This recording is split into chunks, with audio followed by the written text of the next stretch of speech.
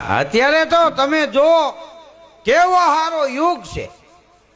ઈ જમાનામાં 3 વાગે બૈરાઓ જાગે, 1 મણનું દરણું દળે, ગાયું પેહું દોવે, પાદરેથી કુવેથી પાણી ભરી આવે, પછી શિરામણ તૈયાર થઈ જાય, શિરામણ બધા કરી લે, ભાત લઈને વાડીએ વહી જાય, પુરુષની હારોહાર ગાડામાં બેહીને ખેતરે વાડીએ કામ કરે, સાંજે ઘેરે આવે, પુરુષ બળદિયા બાંધે ગમાણે એ નિરણ નીરી અને પુરુષ બજારમાં વહી જાય, બાઈ દેશી ઘંટીએ દળે,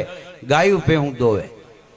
વાળું તૈયાર થઈ જાય, આખું કુટુંબ વાળું કરી લે, છેલ્લે ઈ બાઈ વાળું કરે, એને સ્ત્રી ન કહેવાય બાપ, એ અન્નપૂર્ણાનો અવતાર કહેવાય, આખા કુટુંબને ખવડાવીને ખાય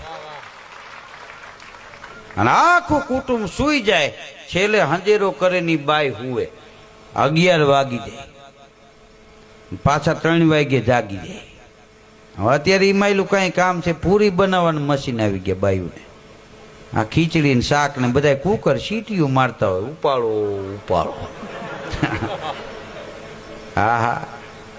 કપડા ધોવાના મશીન આવી ગયા, હા વોશિંગ મશીન, હજી 3 વર્ષ જવા દો એવડા મોટા વોશિંગ મશીન આવશે, પુરુષને લુગડા હોતા મશીનમાં નાખશે તો બખડાંગ બખડાંગ કરીને બહાર કાઢશે,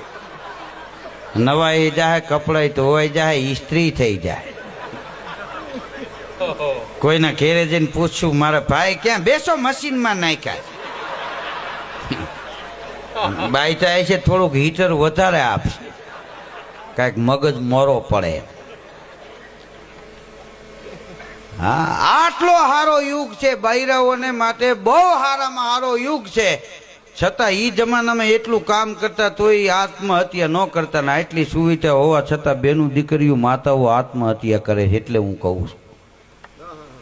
હા, અહીંયા રામકથાનું આયોજન છે, સાંભળજો,